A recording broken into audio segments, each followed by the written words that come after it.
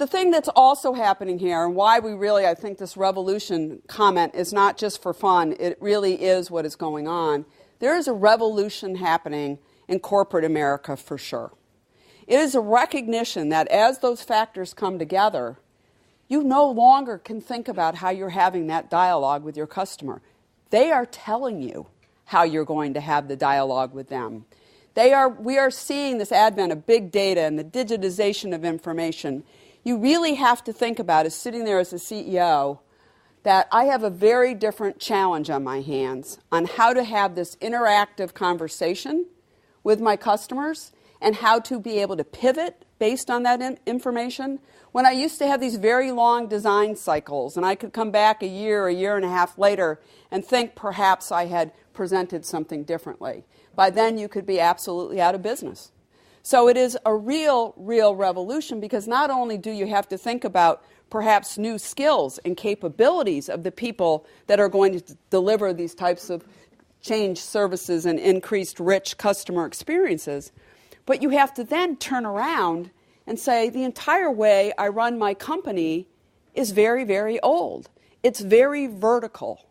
It thinks in hierarchies where that somebody on top would speak and the message would come down. And even email, which you could argue is a modern, I don't know, sometimes I think it's a real pain, but email, when you think about it, is very vertical. It's very connected. You decide exactly who's going to see what. And it really is, frankly, email is going to go away, and it won't be that long, because it really no longer serves the way we choose to communicate, because all of the way corporations run is very vertical. And now, yes, people have matrixed organizations and so forth, but it's an extremely siloed way of doing business. The challenge of this new world is none of it works vertically. It all works horizontally. It all is networked. So you're going from vertical hierarchies to very dynamic, ever-changing networks. And it really challenges everything you do inside a company.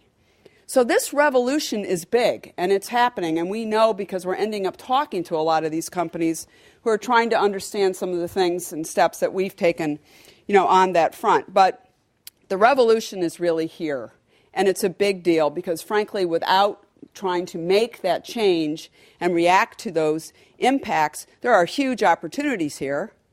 And really think about the competitors that are also knocking at our door.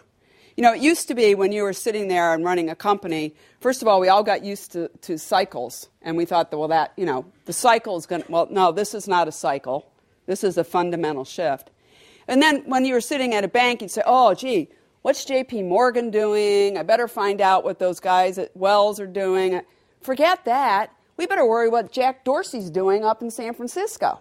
We better worry about what Bezos is working on up at Amazon. And we better think about those guys down in Cupertino. Because that is where the competition is going to come from. And that, again, will happen horizontally and through partnerships. So all these things come together to say a revolution is at hand.